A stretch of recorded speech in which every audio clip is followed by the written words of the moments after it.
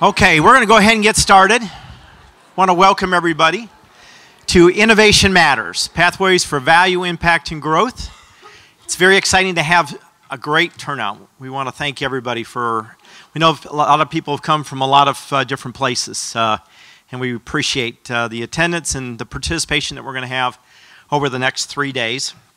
They've asked me to share some key things to set the context for the next 3 days, beginning with how we think about innovation. Innovation, it's not just to innovate or do things differently, but it's adding value to the work that we do. The social impact could be financial, could be process, a lot of things that we define as innovation.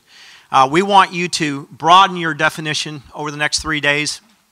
Ask lots of questions because that's how we get the best ideas out there.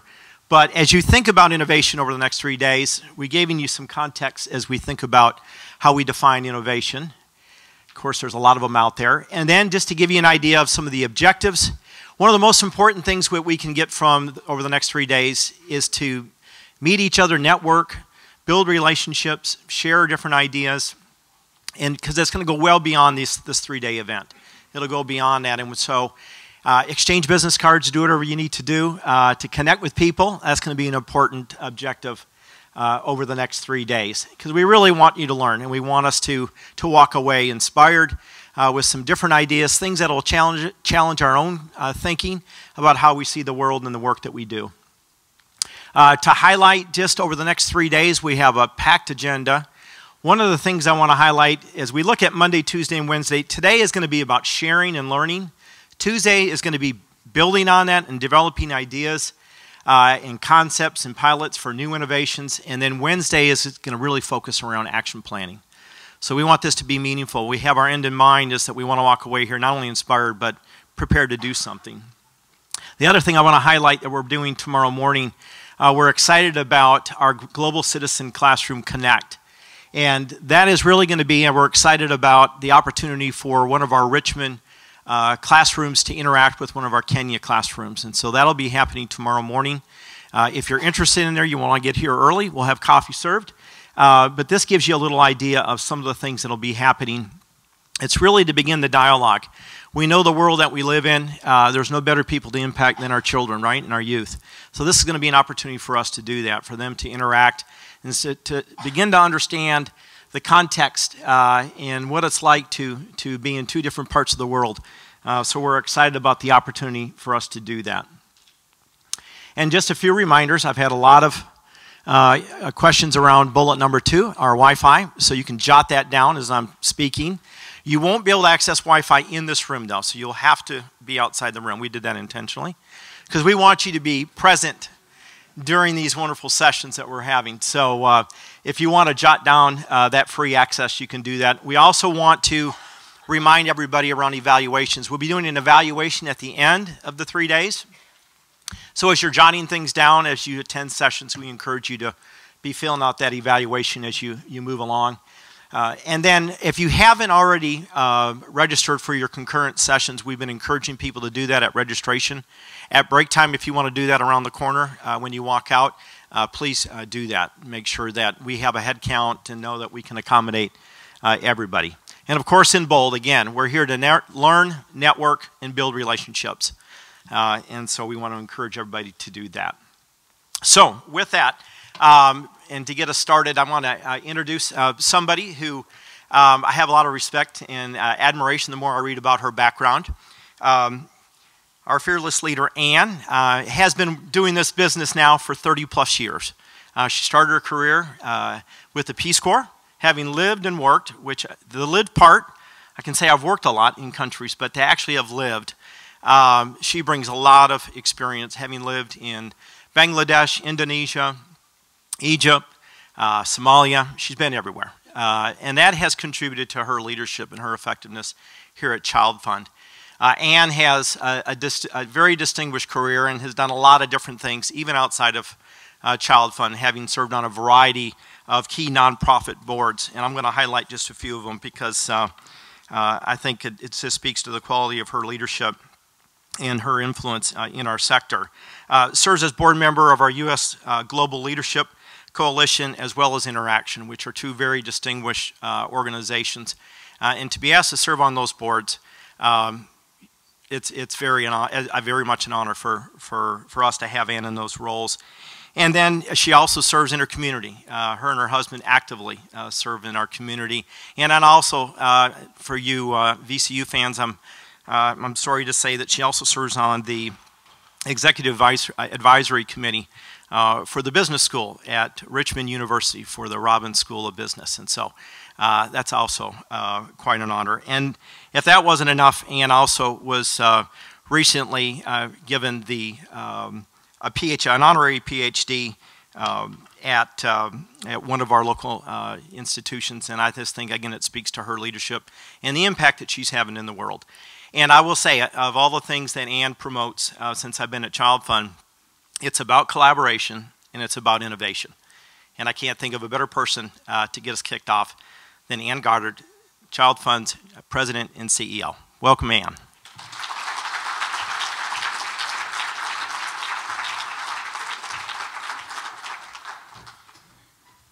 Welcome, everyone. I'm so happy to see so many familiar faces out there in the audience and some new faces to me. I'm going to start off by introducing you to the person who just introduced me. Scott did a lot of good things, but he forgot to mention who he is, Scott Sherman, our Vice President for Human Resources.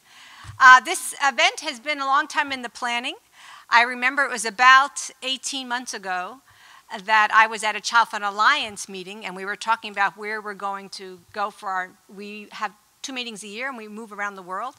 And I thought, well, we're going to be hitting our 80 years in 2018. Wouldn't it be great to have the meeting here in Richmond? And at the same time, our head of global operations at the time, Isam Ghanem, who many of you know, who is not with us today, but he said, you know, Ann, I've been thinking that we should been doing so much in innovation. We should have an innovation fair and bring. The word fair sometimes comes across as a little old-fashioned, but a way to bring people together and share all the innovations that we've been working on and learn from each other. So I said, great, let's move the 2 events together. So today is a really special event because we are welcoming our Child Fund Alliance members around the world, their boards, their CEOs, some of their staff, and we're having our board meetings here, which start tomorrow. But we're lucky today for the first day of our innovation fair that all those visitors will be participating today. And it's a great opportunity to share not only amongst Child Fund International, but across the greater Child Fund world. So Isam then started this idea of the Innovation Fair, and then he got a wonderful opportunity to be the CEO of another nonprofit in Washington, D.C., and he left. But Paul Bode and Marilyn Vaughn and many other people work together, and we'll do all the formal thank yous at the end to make this successful. So there are many people in the room today that you don't know each other. And at first I thought, well, maybe I'll just ask everybody to stand up and give their name. And of course I said, no, not a good idea. But I'm going to talk about the peoples in the room. And when it's your group that represents you, please stand up and give a wave so people know who's here. So the first one I would have to say, and if I didn't say this, well, introduce, I'd be in trouble. It's our own board chair for Child Fund International, Nancy Hill. Nancy, stand up and give a wave. Glad you're here. We also have one of our board members, Aisha Khan. Give a wave. And I should have said, part 1 is what we're kicking off now, but part 2 of today really starts around 2:30 when a lot of other people will be joining us. We have extended the invitation. More of our board members are showing up and people from the Richmond community. That's when we'll be having the exhibits going on, and we have a wonderful keynote speaker coming, M.A. Chang, who one of the boards I've served on, that's how I met her. She just kicked off this wonderful book about innovation in our sector, and then we'll have a lovely reception this evening to celebrate 80 years. So more people are joining, but I'm going to introduce who's here today. Our Alliance Board Chair, Michael Rose, please stand up and give a wave.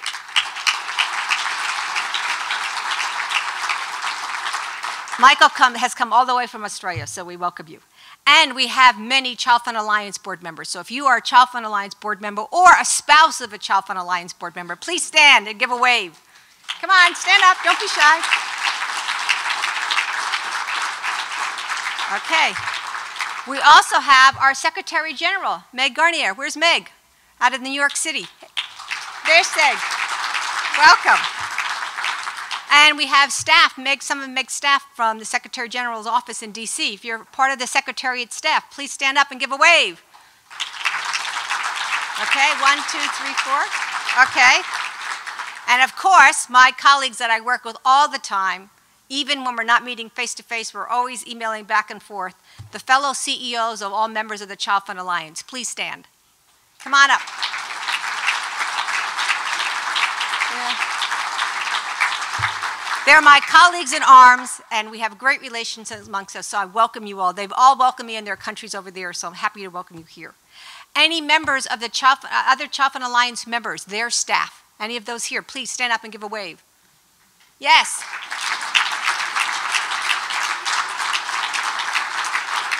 That's good. Particularly Child Fund Australia, we welcome that you took this opportunity to have your country directors come and have an ongoing meeting. So they're going to be meeting as a separate meeting after today. So we're welcome. We're happy that you're all here. We have two special friends here today, and I want to recognize both of them. The Taiwan Fund for Children and Families. I know two people are here from TFCF. Please stand up and give us a wave. There they are. Yes. Welcome. We also have someone from CCF Thailand. Kanchata, please stand up and give a wave. Yes. Okay. Now, those are visitors from afar. Now, I'm going to introduce the people closer to home, the other group of people that I spend a lot of my time with working day in and out, my executive team. Please stand up and give a wave if you're here. Yeah? And the newest member, Naomi Ruttenberg, a lot of you haven't met her. This is her second week. Okay, so you have a chance to get to know Naomi. We have our regional staff. Many of the regional staff are here. Regional directors or any of your staff, please stand up and give a wave.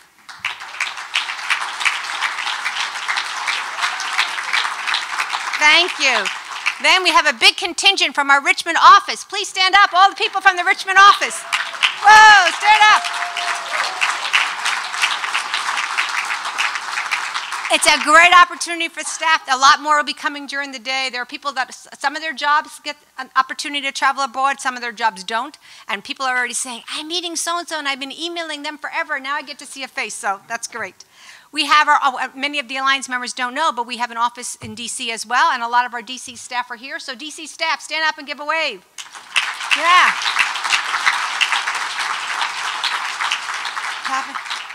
Do we have any U.S. staff not based in D.C. or Richmond that are here? Yes? Please stand up, give a wave. For those of you who don't know, we also work in the U.S., and some of our staff are from our U.S. programs, and we're also just recently starting up a program here in Richmond, so that's really exciting. So any other country office staff, you've come afar, stand up and give a wave. Come on, anybody else?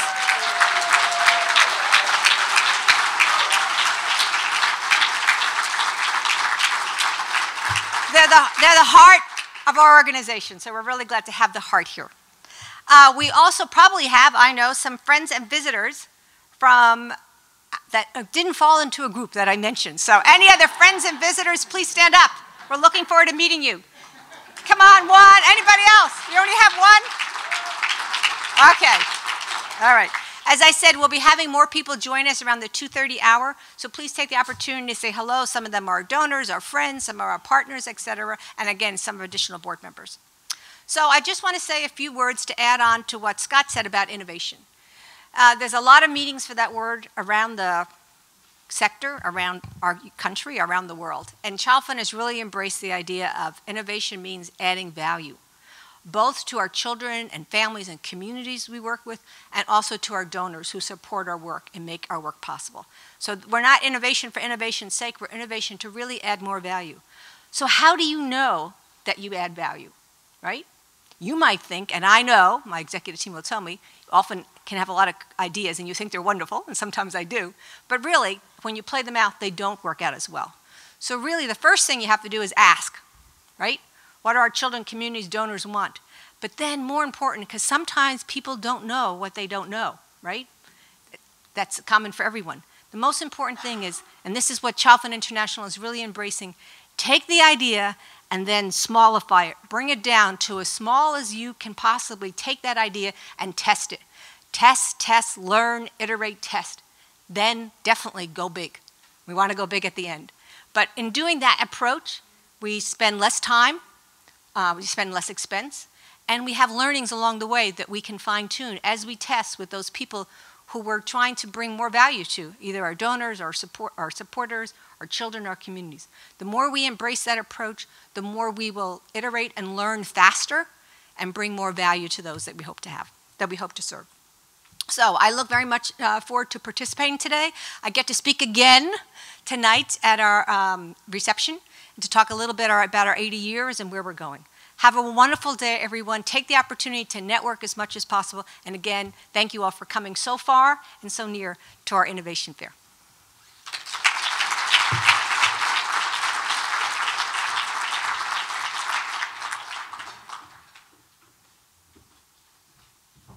All right, we're going to kick things off here with our first plenary, and I'm going to ask Paul to come up. Paul, our interim executive vice president for global operations, and he has really stepped up. You know, when Isam made his announcement, and then Paul's was just, you know, in the line of fire, as I say, with a big smile on his face, a true Dutchman, and has really embraced this. And so I'm very happy to introduce Paul Bodie. Mario and Chris, you can come up also. Can you help me move this? Good morning. It's really great to see you all, because I said to some people when we started this 6 months ago or so in our global operations leadership team, we were discussing this idea of an innovation fair. We thought we were looking at something like 30 submissions of innovation. Maybe if we were very lucky, 100 people. Well, we ended up with 87 submissions, and I think about 250 people today here in this room. So that has created some challenges, but I think we've weathered those challenges, and I hope you will notice it in the program. But bear with us if there's a few little glitches on the way. But there definitely has been a great organizing committee behind this who have really spent probably 75 to 100% of their time over the last 6-7 weeks to get this going and being successful. So I'm really, let's get into business. And this first session is called Flagship Innovations. As Scott said, this day is really about learning from the innovations we actually already have in place. We're not at the start. We already have innovations ongoing. And at a scale that we say, yes, this has surpassed the pilot stage, this has surpassed that concept development stage, and this is something that is already changing, has changed already the way we work, the way we deliver social impact for children. And this day is around sharing that. And so I'm very glad. Now let's see, this is the last day of my mobile phone. I got a new yesterday, but so I hope it still works. But I'm very happy that to be on this stage together with Chris Mastaglio, if I say it correctly. Chris is from Child Fund Australia. Has been 7 years with Child Fund, was country director in Laos. And now the last years has been regional project director for Pass It Back, the initiative he's gonna talk about. And before that, as many of us worked with different other organizations in the field of development and development focused on children. The left, I don't think, needs a lot of introduction to most of you here in the room. Mario Lima. He's currently the regional director of the Americas. I've stepped out of that role. It still says so in the papers, I think, but Mario has definitely taken over that role since a year. And he's going to talk about our process of alternative presence, a new way of organizing ourselves, and a new business model for how we deliver our programs and how do we support those. And he was a key actor on that as country director in Guatemala when we planned and executed all that. Now, these are two very different topics. But as we prepared for this, we said, let's try to learn what did we learn from this in terms of how to achieve such a huge, big innovations within organizations like Child Fund Australia and Child Fund International US. So that's kind of going to be the focus. We're going to have each presented 20 minutes, and I have a timer on this, so I'll be very strict that you don't go over the 20 minutes to talk about those two initiatives. Then we have a panel discussion. We have a microphone also here for people in the audience who want to ask questions and contribute. So we really wanted this to be a joint exercise. So I think we first then need the Apple-based presentation on there. Very good. This was another part of the innovation. We have Apple and we have Prezi and not a standard PowerPoint presentation. So we're glad we've sorted out the technical challenges around it. So Chris, please go ahead. Thank you so much. It's really good to be here today. And just before I start, I'd like to acknowledge the support of the Child Fund Alliance in growing the Pass It Back program, and also the hundreds of coaches that we've got in the program that are delivering learning to kids every day. So I just want to introduce you to two new friends from Tokyo. This is Ren Ji. So these were born when a mythical creature met the sport of rugby. And this is not my story, this is a true story. So, and their job is to spread rugby's values from Japan to Asia and across the world.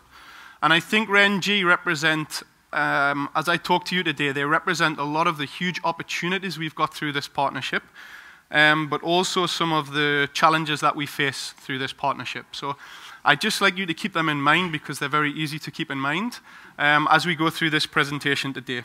So just to start, I'd like to quickly give you an overview of why I think we've been invited today to talk about innovation. We are so innovative that our technology won't work. Can I get the next slide, please? So look, there are three key areas that we really want to talk about. I think what we're talking about here is leveraging a major sports event for three key reasons. One, to deliver more impact for kids, that's our job. But two, also to raise our organizational profile and to diversify our revenue. So I'm going to talk about each of these three areas as we go through this presentation today. And just so we're clear, because there may not be a lot of rugby fans in the room, the event that we are talking about is the Rugby World Cup, which will be held in Japan next year. So this is the third biggest sporting event in the world.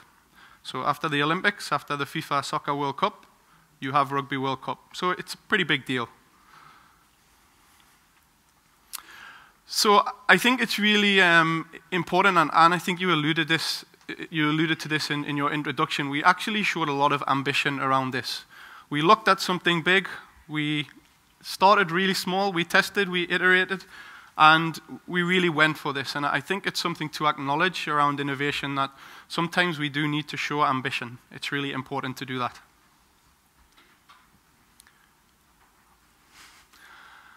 I think it's also really important to note that we identified this opportunity really early. We put in place a clear strategy and we resourced it in phases. So we didn't spend all of our money at once. We really went incrementally. As we achieved something, we were able to invest a little bit more. And I think this deliberate strategy has been really important in making the most out of this partnership innovation. And last, I think it's really important that we are not finished with our innovation. We've got to a really good place, but actually we have a number of other opportunities that, if we do well in this space, we should be able to take forward for our benefit around those three areas. So delivering more social impact for more children, promoting our profile, and also increasing our revenue. So three really important areas. So I think it's really important, just maybe we have different levels of understanding about what our program actually does. So I just wanted to provide a quick introduction to what we actually do. And rather than talk about that, we are going to visit Vietnam and take a look at a short video which just gives a quick overview of how the program works in practice.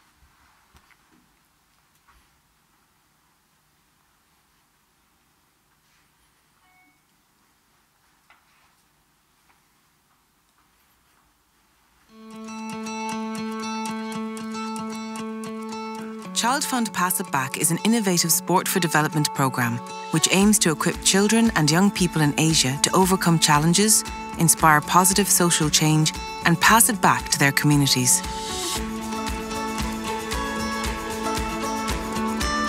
Child Fund Pass It Back delivers an integrated life skills and rugby curriculum in a safe environment that promotes the values of the game and builds a new generation of leaders in disadvantaged communities across Asia. The programme is delivered through a series of structured sessions across up to 4 seasons. Each season has a different focus: gender equality, planning for the future, being healthy, and feeling safe.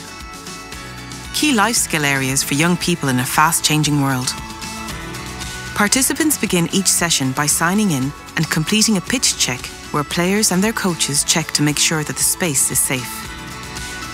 Next, coaches take players through a series of rugby activities designed to improve their skills, including how to pass and how to tag. Rugby is a game that builds leaders both on and off the field. It prides itself on passing back the values of integrity, passion, solidarity, discipline, and respect to all involved in the game. Coaches use these values as part of the final activity in each session, which is a rugby-based game followed by a facilitated discussion that leads to a life skills learning objective. Here, the players participate in a game that shows the importance of good communication and showing respect by using information we receive in a positive way. Using rugby as a platform for life skills learning, Child Fund Pass It Back strengthens resilience, promotes gender equality and healthy living, and supports children and youth to be leaders in their communities. Join us as we pass it back across Asia.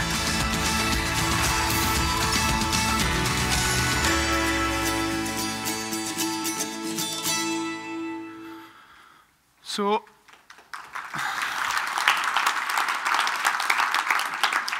we're not going to focus a lot on the program today, but more around the partnership, which I think is the really innovative element of this program. But again, reflecting back on what Anne said in her introduction, this program came from a very small pilot project in 5 communities in Laos, where using 4 different sports, we found for some reason there were a lot of girls playing one of the sports and not playing the other sports. And we wanted to know why that was. So we undertook some research, and 3 key things came out of the research. The first was that rugby, believe it or not, was not considered a man's sport in Laos because nobody had ever heard of it. So girls very quickly moved into that space because boys couldn't tell them what to do, couldn't tell them how to play. Also, the level of physical literacy that were required for some of the other sports was quite high, and 85% of the girls entering the program had never played sport before. So it was a good balance. Second, we found that the quality of the sports content was really important. So for 3 of the sports, we had very enthusiastic individuals delivering the coaching, but they were not coaches. So they were players or people who liked the sport. For rugby, because we partnered with the National Sports Federation, everything was delivered by qualified coaches. So the quality of the content was much higher. And finally, we had a lot of female coaches involved from the beginning. For the other sports, we could only find men to coach. For rugby, women and girls were involved from the very beginning, so it was really normalized for the communities in which we were engaging. And these 3 factors really led us to want to explore more about how we could make use of these opportunities to be inclusive, but also to grow the program. So look, we made a decision to invest and build on the pilot. We did a lot of work around professionalizing the program. The pilot was quite an unstructured curriculum, really a focus on outputs rather than outcomes. And we did a lot of work around developing our M&E systems, but also developing our curricula. So making sure that our curricula was really clear and really good quality. We also did a lot of work around integrating rugby into our curricula. So we utilized the global rugby participation curriculum into our life skills curriculum. So this provided sports authorities with easy access to our program. They understood what we were doing, and they felt that we were really complementing their agenda. So this was a first step in solidifying that relationship and that partnership with the sports authorities. And at that stage, we were not able to generate a formal partnership with sports authorities, but we were able to invite them in a really low-risk environment. We were not asking them for any money. We were asking for a little bit of their time and a little bit of their expertise, and they were really open to that. So it provided a good platform for Child Fund and the sports authorities to learn about how each other work and to really start developing those relationships. We also made a decision to start up in a second country. So the pilot in Laos was very small, and many people said, it worked because it was Laos. You had small population, you had an active sports federation, so there were many factors that meant it would work there, and maybe it wouldn't work somewhere else. So we were fortunate enough to have the investment to be able to take it to a second country. This was also, of course, of interest to the sports authorities, because what they were seeing was their sport growing, and they didn't have to invest. For us, of course, we remain focused on the development outcomes. So for us, it was a win-win. If it goes really well, we're going to deliver development outcomes. If it doesn't go so well from a sports perspective, we're still going to be delivering good development outcomes. So we really analyzed that situation and looked at how we could take it forward. We also did a lot of work of adopting rugby language into our work. So you heard in the video the 5 rugby values and the 5 rugby spirits that RenG came from: respect, discipline, integrity, solidarity, and passion. So these are nice values, and we integrated them into our curriculum. So when we're communicating with sports authorities, it was much more digestible. They could understand what it was that we were trying to do.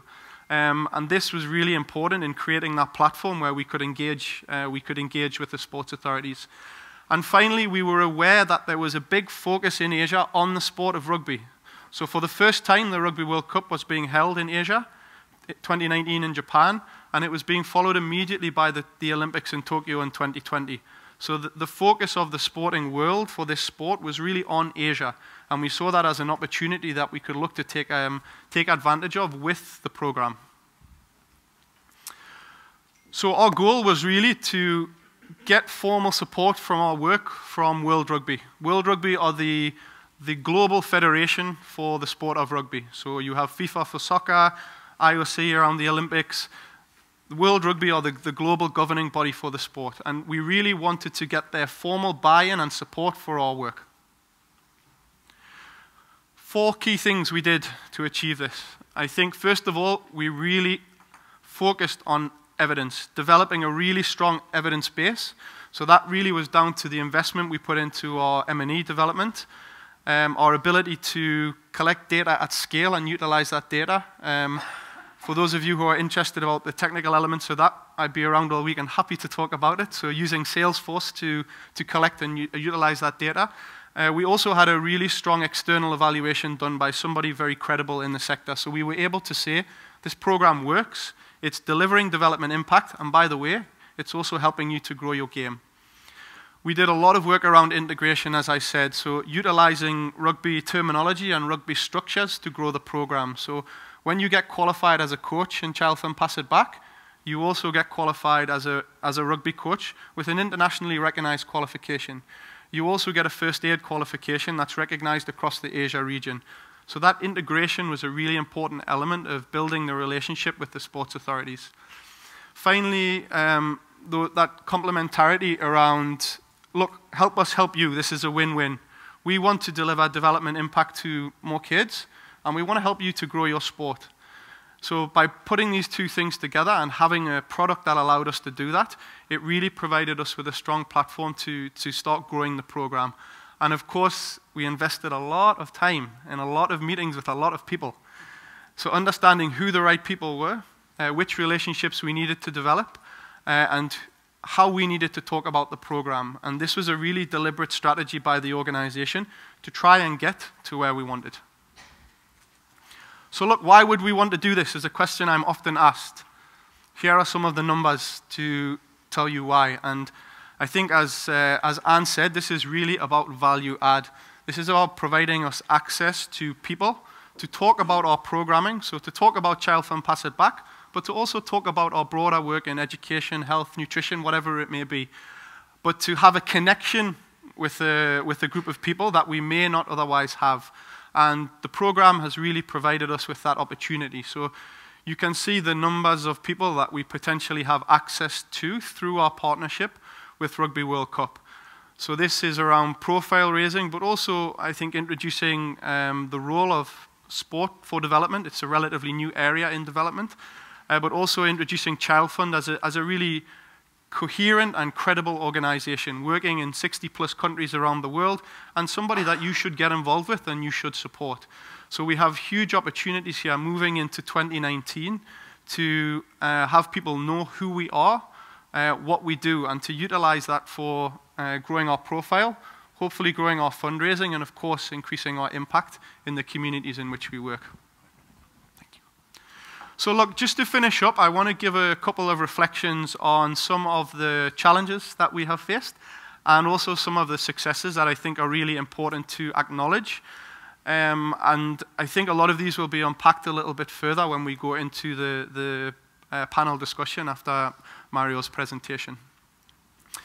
So look, some of the challenges. We have been inundated with opportunities since this happened. And there are so many opportunities, it is sometimes difficult to know what to do. Everybody, as you know, is quite busy. So when something new comes, we are even busier. So negotiating the opportunities and the workload that we have had has been a real challenge. And I think that phased resourcing of the strategy and of the process has been really key in helping us try to stay ahead of some of these challenges. It has also been difficult for us because the partnership took a long time to get in place. So 3 years, 11 months, and 14 days it took. I was not counting. From the first discussion we had about this to the time that the signed agreement arrived on a desk in Sydney. It's a very, very long process. I think some challenges around our engagement with the Alliance. So I think it's really important to acknowledge the support of our colleagues in Japan who are hosting Rugby World Cup and have been very supportive of our work. But I think there are opportunities, I think, for us all to take advantage of across the Alliance that we need to do more work around communicating around and making sure people are aware of these. We don't always play well with others. So I think it's really important for us to acknowledge that we can get into our development bubble a little bit. And when you try to explain complex programming about building resilience to people who are in sport, we need to tailor to the audience. And sometimes we've had real challenges, and that is often a cause of a lot of tension in the discussions between ourselves as an NGO and the sports authority. So something good to acknowledge. And also that in-depth understanding of the sports world. We need to know how people think in that environment, and we really needed to invest time and resources in being able to do that. And finally, this learning osmosis, I call it. So there is a belief in many people who are very passionate about sport. I am also very passionate about sport, but I feel for many people that if you touch a ball or you play a sport, you will magically become a better person. Now, this happens for many people, but there are also a lot of people who've had really negative experiences when playing sport. So it's really important that we acknowledge that and we challenge that narrative a little bit. And really that's about us intentionally programming and making sure that we are delivering sport in a way that is also delivering these development outcomes. So my last slide. So just to talk about some of the successes, I think it's really important to acknowledge this as we've gone through this long process. There has been widespread recognition of the opportunity. So what was initially a programs engagement is now involving colleagues in fundraising, in finance, so many departments that need to be involved in taking advantage of this opportunity. And we've really moved, we've moved on that, and it's been really positive to see. I think one of the key things we also need to recognize is that we claimed a niche here. And we really developed our expertise in that area. So we've been very focused on what we wanted to do based on our experience and we are speaking from a position of authority about this. Across the program now, we've delivered close to 30,000 individual sessions. Every time we deliver one of those sessions, we learn a little bit more about what works and what doesn't work. So it's really important, I think, to acknowledge that. We've also, along with that niche, we've really developed it to support our advocacy agenda. So specifically for us, safeguarding in sport. There are millions and millions of kids across the world in all of the countries we work in that are involved in sport at different levels. And there's been very few actions taken by sports authorities to put in place safeguarding protocols in sport. So we've really been advocating in this area, but also implementing in this area with partner sports federations. And we've done a lot of work with UNICEF on the development and the refinement of the international safeguards for children in sport, along with a number of other agencies. We've positioned ourselves for future opportunities. So this is one event. There are many other events. So we should look at how we can leverage this experience to really take advantage of that. And finally, much to everybody's joy, we've also started to diversify our funding base. So it's taken a long time and a lot of investment, but things like engaging with corporates, where we didn't really have an opportunity in the past, we've now really been able to take advantage of that. So thank you for your time today. I want to just very quickly bring you back to RenG. Great, because we shouldn't forget these guys. And I think they're just, again, a really good symbol of the opportunities we've got, but also perhaps some of the challenges that we face when we bring together non-traditional partners to work together. So thank you very much for your time today. And I will be around all week and in the gallery walk, so if anybody would like to learn more, I'd be really happy to talk with you. Thank you.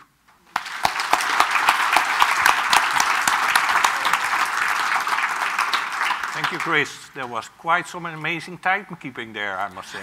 20 minutes on the dot. And certainly heard a few things that we will hear also from Mario on. You mentioned the word ambition. And I think Anne also referred to that. Yes, we need to have this big ambition, but we need to start small and grow from there. That's certainly something also Mario will be talking about. I think when you mentioned using Salesforce for M&E, monitoring and evaluation, there were some people I saw them, because we're in the middle of as you probably know, the rollout of Salesforce for the organization, and that's certainly one of the opportunities we want to look at in the future, and we would certainly like to learn from you on how you have been using that tool. And then finally, your emphasis on the part of a proper program design, proper curriculum. I think that comes back in the work that we have been doing around program models, etc., which also looks at that. So that is the building stone or the stepping stone for really program quality and social impact. I'm certain you have a lot of questions or want to contribute. Please hold that. We're going to do the 2 presentations, and then we're going to open it up for a discussion. So Mario, you have a challenge to stay within your 20 minutes also.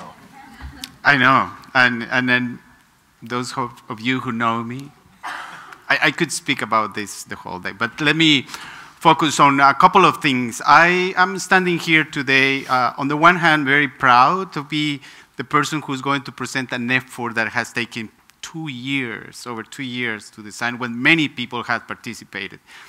But also very humble, because I know that no matter what effort I do, I won't be able to present the richness of the whole process. So bear with me and from that sense. And I also would like to ask my colleagues, you have colleagues here that were part of this transition and co-creation here. If they can stand up just so you can be recognized from, if you are from any of the country, I was in the transformation and Ecuador, Bolivia, Guatemala, and Honduras, and the regional office.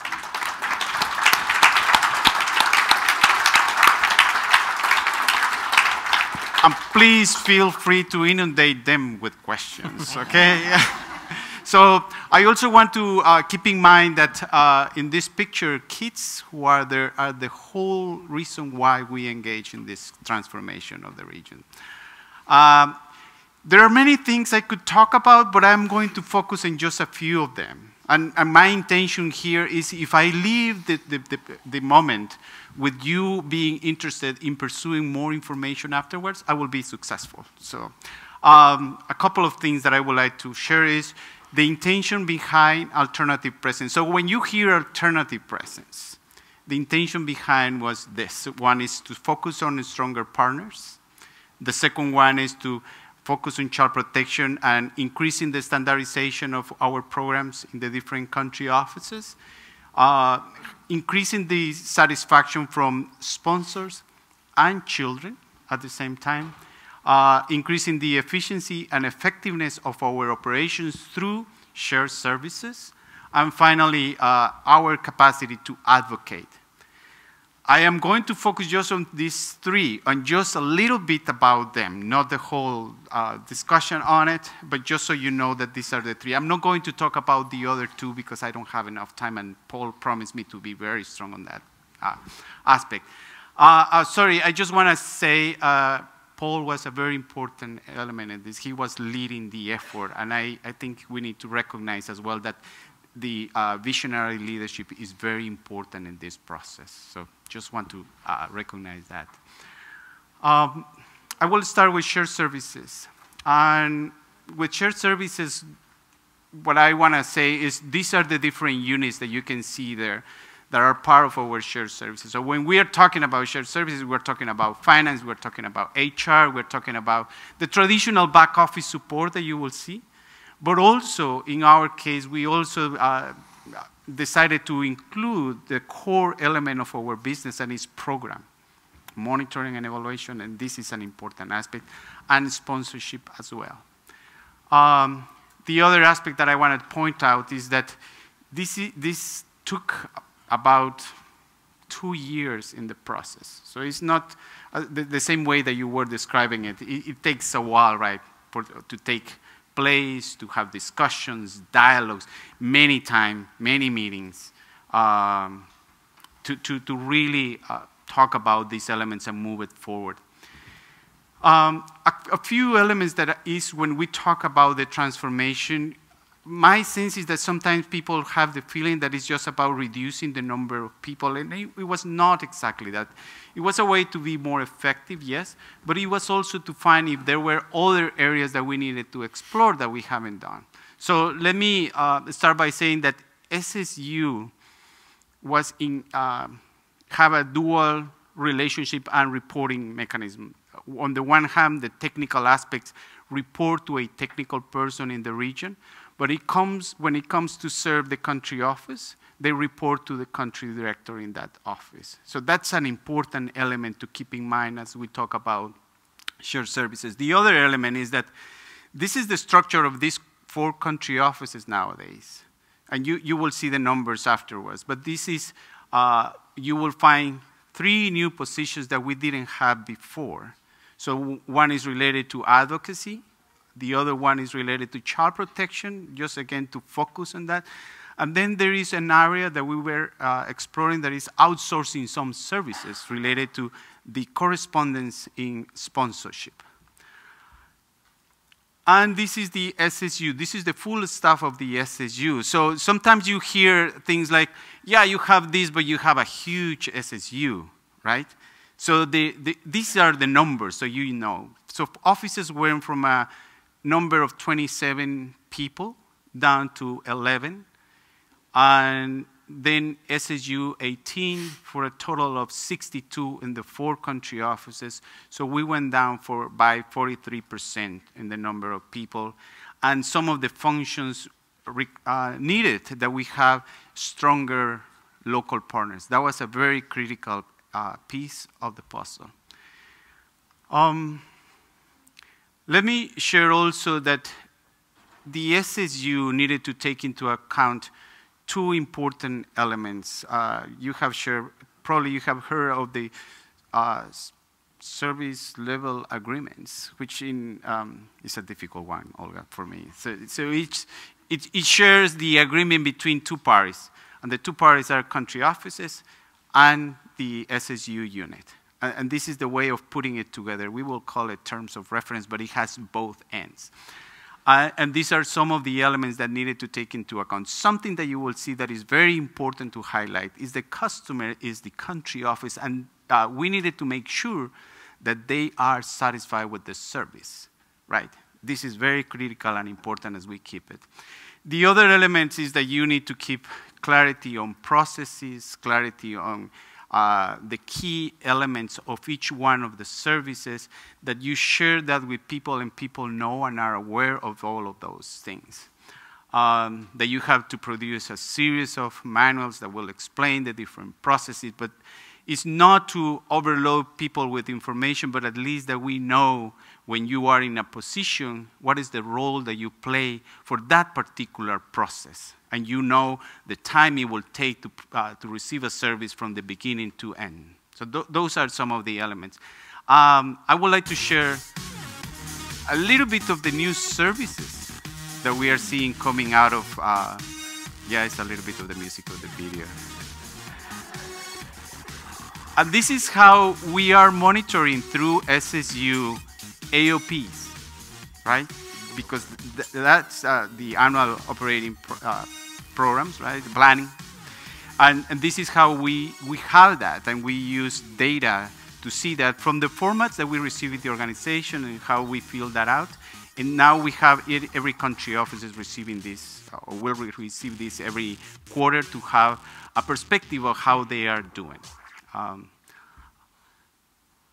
This is an important piece also. The governance element of the SSU is the 4 country directors of each one of the different offices and the regional director, because this is, they decide what is next, how to work around that, the decisions that are important in every aspect of the operation. So this is important, and the use of RASI to know the responsibilities of different people in the organization.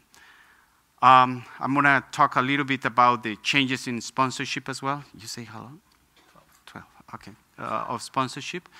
And here, I would like to share with you the key transformations are in 4 important areas. This is a split in how to improve communications is one, how to seek opportunities to integrate sponsorship with our programs, which is, so we don't see it as a 2 parallel processes running in parallel.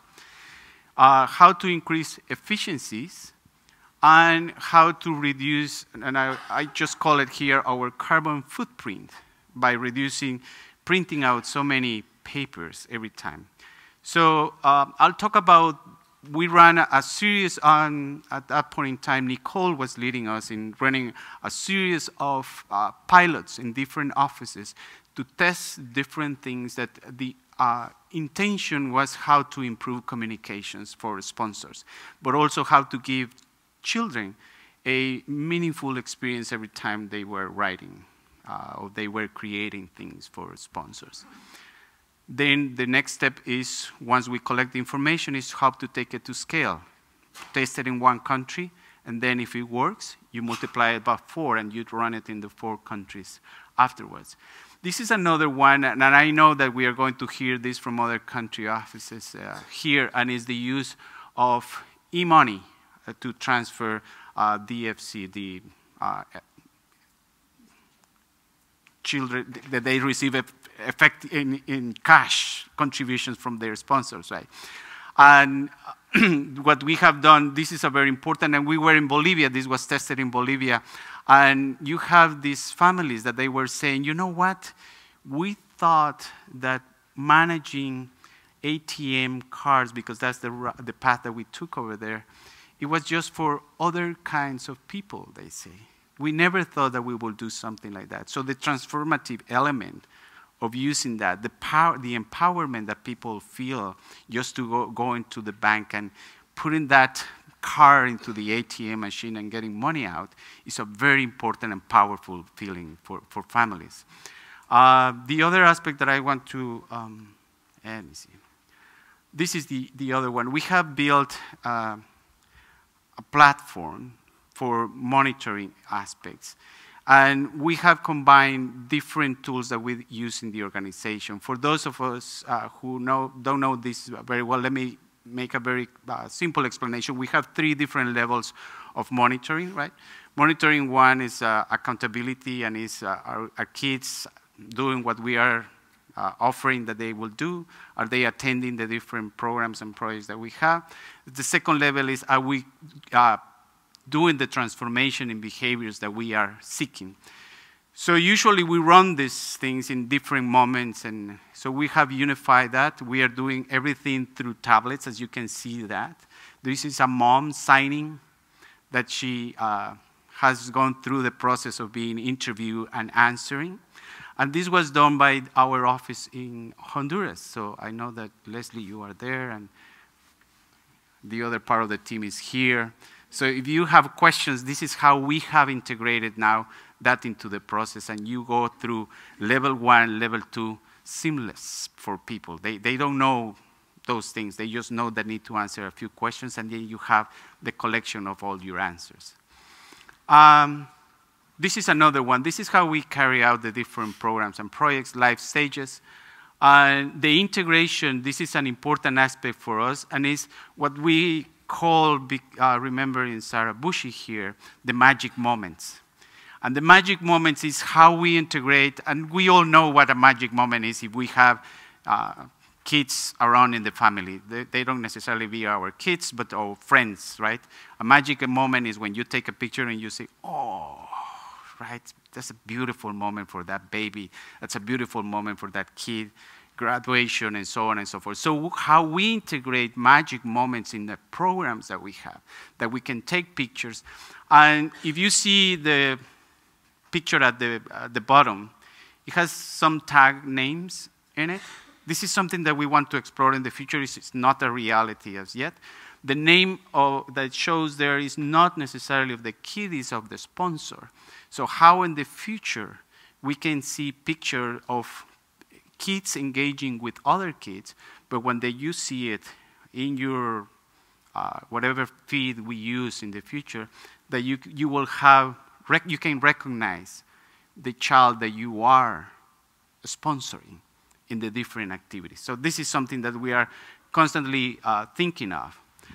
And these are the magic moments. So how are we doing in terms of the progress of the SSU? We have carried out 2 different evaluations in 2 different moments, baseline and the second measure in 6 months apart. And these are the areas. We have 3 ways of assessing services by country offices, and it's do not meet standards, or fully meet standards, right? And then we have some qualitative data also collecting here. And this is the conclusion of the 2 measures that we have done. We want to be closer to the greener up, but we are moving in that direction. We have been confronted by some challenges. 5 minutes. Some challenges in terms of a software that can support the different activities of the SSU. And that's our next step, and we are working on that with IO at this point in time. And we hope that when we do that, we will elevate that to a level that people will feel they are receiving the services they need. This is just to show that we are having also monitoring the qualitative data, and this is a software that you use to do that, just so you know. I'm not going to bore you with that data. I want to share just what we are doing in terms of the impact and how we are managing this. I said the intention was to increase standardization to improve our impact. And this is the co-creation. We run a series of processes to co-create 4 program models that are implemented in these 4 country offices. All have the same program models, all have the same software to run them. And this is a little bit that will describe the process. We have a platform, as you can see, that you will go online, and that you can go directly to where the program models are. And then once you are there, you have access to the different program models and the description that goes with each one of them. So these are the 4 program models that you see. And you can go either way. And then once you go there, you will have everything together that will include manuals of the program models, that will include the element of standardization in the maps and how to implement. This is how to implement the program, the content, the different types of sessions that you have in each one of those. And you will have the same for every single program model that you can go there and learn about this. So all country offices are doing this, and this was co-created by different members of the country offices with local partners in each one of the cases. Let me just jump to, these are elements that will be present in each one of the program models, and is the impact group, the target group, the intention, what is the objective of this, and what are the key components of each one of the program models. And then finally, I want to show here a little bit of what we have as the tool for planning, because to keep the fidelity to the program model, the important element was how you plan every year in the AOP process to introduce all these elements. That we have the same understanding, that we have the same elements included. This platform, as you can see, also shows where children are. When we talk about geo-positioning, where the communities are that we are working on, you just go and click in this area. You can see the number of kids in each one of these. And you go to the level of the communities and the streets that you can see to see where kids are located. So this is helping us to see really concentration of kids, where is it that we are doing this, and so on. So you can see that. And again, Veronica is here. She is responsible for that. I'm on it. So just to close this, after the process, you might think, well, people might be exhausted, right? But we just met in Mexico a couple of weeks ago, and this is the new agreements that we have reached with the region for these coming years. One is that we want to keep challenging assumptions in our offices. The second is that we want to move outside of our comfort zone, or keep moving outside of the comfort zone. Continue with strong levels of commitment and passion. Recognize the accomplishments that we have. Provide timely and constructive feedback constantly. Promote cross-disciplinary learning. And finally, bring different experiences and expertise. This is something that we want to continue doing. We have said we are one team with one purpose. And two last thoughts that I want to leave you with is that we were talking about how to get into a new space, which is local fundraising in different ways that the traditional FROS, fundraising offices in the countries have worked in the past. And we say, some people might think that we're late for the party. We're not late for the party. That's something that we have to say. And then we want to invert the element of big fish eats small fish. That's not true. We are the small fish, and small fish eats big fish. And we have many examples of that I don't need to mention that. So thank you so very much for the opportunity of sharing this. Muchas gracias. Time? Almost.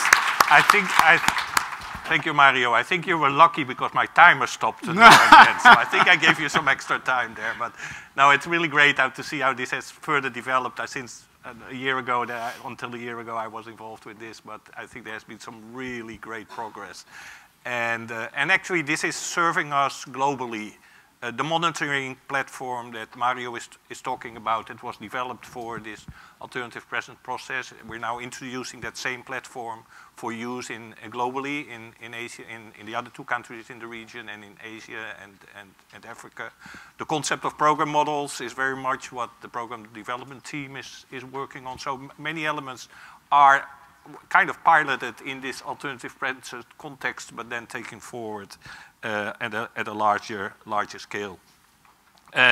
So let's open it for discussions, for questions. I'm going to kick it off just to get the conversation going with the question to both. But please feel free to come up to the microphone, present yourself, and a question or an observation, a thought, anything that can help us to draw the best learnings from these two experiences. So we said this is about flagship innovations. Now that's an ambitious term to use. So for both, Chris, you maybe first. What elements do you think that this makes, or the innovation you presented? Why would that deserve the name of being a a flagship? What are elements that you say that are really important to highlight? So I think there's a couple of elements that are important to highlight. I think, first of all, sport for development is quite a new area, actually, for development, full stop. So the fact that we are taking leadership in that space, I think, is really interesting for Child Fund and something we can look to build on. I think the second element is really around the partnership. So there are not a lot of successful NGO sports federation partnerships, I think, around major events. And certainly we have a huge opportunity here across the Child Fund Alliance to really take that opportunity and to deliver more impact to more kids. And I think those are the two elements that I really think are quite unique about the program and are something that we should be proud of and we should be able to celebrate together. Mario. From my end, you know, there are a couple of things that I can see. One is the effort of co-creating with 4 country offices and 4, I mean, the staff of all those country offices. That's one element and how you can do that space.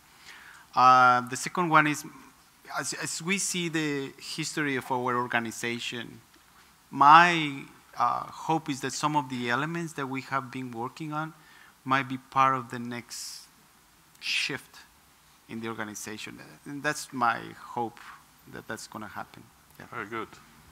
Very glad to see our chair of the board being the first to step to the floor. Hi, my name is Nancy Hill, and I am so impressed with both of these programs. I love the idea of sport in general, but the idea that the girls didn't know that they shouldn't be playing the sport, and I mean, just the idea that the girls could excel because no one had given them the stereotype is just fascinating.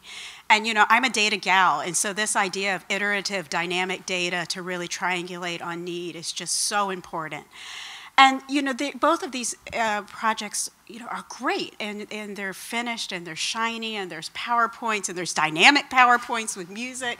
And so my question to both of you is, how did you see the opportunity? How did you look across what you were doing in the day-to-day and say, this is something that we could go with? How many things did you turn back and say, oh, that's not the thing we should invest in? Because I think for so many of us, myself, maybe I'm just speaking by myself, that, you know, I can see this outcome, but I could say, gosh, I can't see that in my day-to-day. How did you see the opportunity, seize the opportunity, and what did you say no to so that you could focus on this? I would like you to answer that because I you was were afraid the one. of that you one. Was the one. I think in the case of alternative precedents, it was push and pull. And the pull was really, and had been kind of, we had been looking at that over a number of years. The recognition around the strong civil society in Latin America, the recognition about common development challenges, common culture, common language, very good communication infrastructure, all those things that kind of pushed us towards, we can step away from our traditional model of working in self-contained country offices, country programs, which have little relation one to another. That there was such an amount of common challenges and common opportunities, that gave really, I think, the pull factor. Sorry, the push factor was financial need. I think that there's no better thing than to have a need to optimize cost, to do that in a way that actually is not about optimizing cost. That is about doing the work you do in a different way and in a better way. And by the way, we're doing it at a less cost as we used to do. But that was certainly the trigger. And Olga knows this very well. When I came on board 8 years ago, in one of our first regional management team meetings, we had a discussion around shared services. And it kind of stayed there. We didn't push on it because there wasn't, at that moment still, we started to recognize that maybe we should go there. So we needed that push about, now there's a real need to see how can you become more efficient. And so I think it was between those things, looking at the joint opportunity and then the specific need to optimize our cost. We had gone through, especially the Americas, had gone through quite a loss of sponsors. As many of the Alliance members in the room focus more on other regions, and I would invite you also to focus on the Americas to take advantage of this moment. But that certainly was why we started in the Americas, the common conditions, but then also had gone through the largest drop in sponsorships across in comparison to other regions. I think from our side, it was really a recognition, as you said, Nancy, that there is huge potential for sport to be delivering development outcomes. Actually, it's not happening enough, and we identified that gap, we identified that opportunity, and I think it's important to acknowledge the support that Child Fund Australia provided to create space to explore this opportunity. I think without that, it would have been very difficult because we are all busy actually implementing programs and dealing with day-to-day headaches, which I'm sure we're all very familiar with. So I think a big part of it goes to the organization realizing the opportunity and actually creating a little bit of space to say, okay, explore that and come back to us. Is this going to work? How is this going to work? Is it going to add value to our work? So I think that just, it's testament, I think, really to, particularly in this case, Child Fund Australia's approach to this opportunity. Nigel, no surprise that you step up. Yeah, Nigel from Child Fund Australia. Yeah, just to go further with that and respond to Nancy's question, I think I think for Child Fund Australia, we certainly have been thinking for some time, and it's part of our current strategy, that we need to see non-traditional programming in the mix of what we do. We think a big part of the future for us and for other development organisations is going to be in non-traditional programs. And we have to be willing to support that. And for us, it was particularly important to do this type of programming, which we thought could demonstrate impact and has demonstrated impact in building children's resilience. So that was a very important part of our current strategy and a big factor in why we have gone strongly in supporting this particular program. The second point I wanted to make was that, and Chris, I'm interested in your comments on this, that one of the reasons for the success of getting this partnership with World Rugby is undoubtedly the Child Fund Alliance. We had to be able to demonstrate that we were not a single member organisation, that we were a global organisation. It mattered a lot that we could have Child Fund Ireland supporting participation in the Women's Rugby World Cup last year, that we could bring Meg Gardinier into meetings with the CEO of World Rugby, that we could have Child Fund Japan demonstrating active presence in Japan, supporting activity. In other words, we had to be able to show that we weren't just Child Fund Australia. This partnership is with Child Fund Australia on behalf of the Alliance. But it was very important that and World Rugby needed some convincing, and this is important learning for us, they needed some convincing that we were indeed a unified global organisation with a common brand. And we had to be able to show, we wouldn't have got the partnership if we hadn't been able to demonstrate that sufficiently well. So that's been a big part of the success, but Chris, you might want to add to that. Yeah, look, I think I agree with that. As you said, there were a lot of discussions about demonstrating our credibility as a global development organisation, and that was possible because the Child Fund Alliance exists. So I think it's really important to acknowledge that and to really look at how we can leverage the Alliance now to take full advantage of this opportunity. Very good. Any other? I have a number of questions here which they have been able to prepare for, so maybe. Oh, Margaret.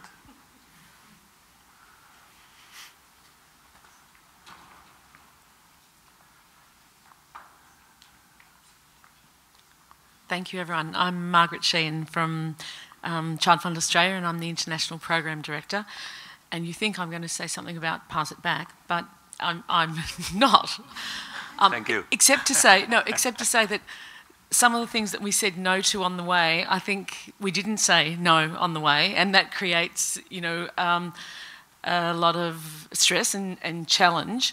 But what's happening this year is that we are now having to say no to perhaps some new initiatives for the next year. And I think that's really important also to acknowledge in innovation that people can burn out, and that if you commit to too much, that teams can burn out. But I think we're trying to find that balance now.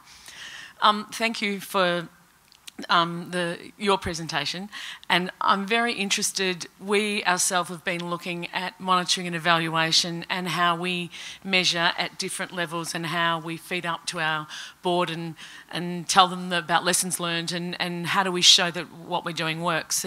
You suggested that you're measuring that on a number of levels, and that I think you said all of this is being done using technology. Can you talk a little bit more about what that technology is and how it kind of feeds up?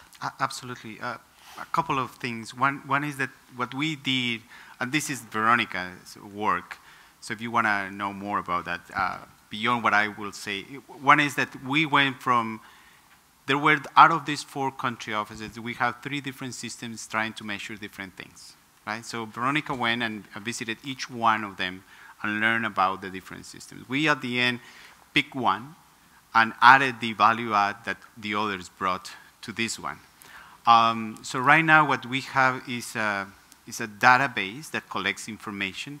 We have all the case to put, and this is a term of how you grab information and put it into the database, and are using now business intelligence in terms of using Microsoft products that we can use in our SharePoint site, where you can upload information from these databases and then play with them.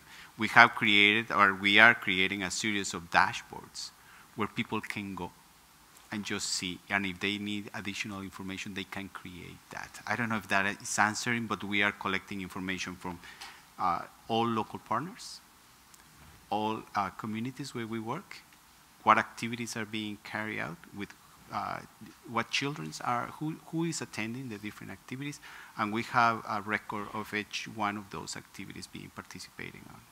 Okay, thanks. That's great, because we're just developing our dashboard, so it'd be good for us to discuss. Let's do that. And I think that's certainly an area that nowadays that's a big demand, that our designs, the things we do, should be data-driven, should be driven by an understanding of what's actually going on. And these I think are 2 examples where we're doing that. Thanks. Let's talk. And want to go? Or? Okay, a couple comments, thank you. Chris, you know, we've spoken before, you know I'm not a rugby player, but I'm married to an ex-rugby player, and I don't know how many people realize that pass it back actually is a rugby term because you only pass the ball back in rugby, right? And I think it's great how you took that term, a rugby term, and used it for the community as well. So I just wanted to say that. Second is, I think you understated the agreement with the Rugby Federation. Child Fund is the partner of choice, the nonprofit partner of choice for that World Cup, and I think that's incredible. And I don't think everybody realized that in your modest way. So, congratulations.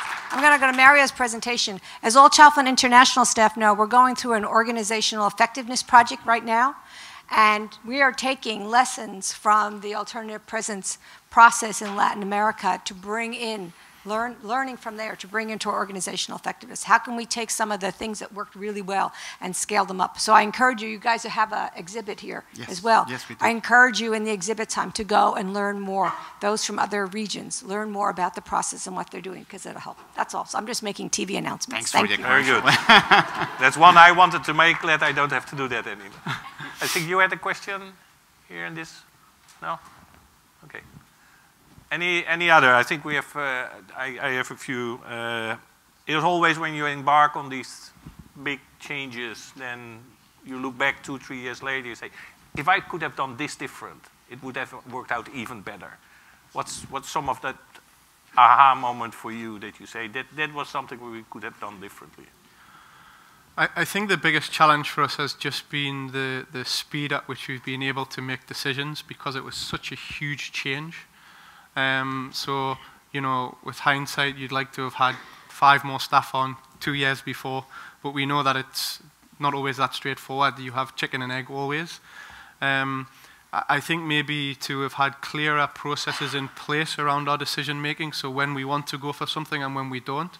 And as Margaret has said, we've now had to become a lot more hard-headed about those decisions now, because we're at a stage where we cannot continue to just kick discussions around. We need to decide, yep, we are in, or actually, no, this is not going to add value to our work. So I think probably creating a structure that allowed us to make those decisions a little bit more, in a more timely manner, for me would have been something that I wish we had have sort of put in place maybe 18, 24 months ago. Mm-hmm. Mario, this can be about, I wish that Paul had thought about this one.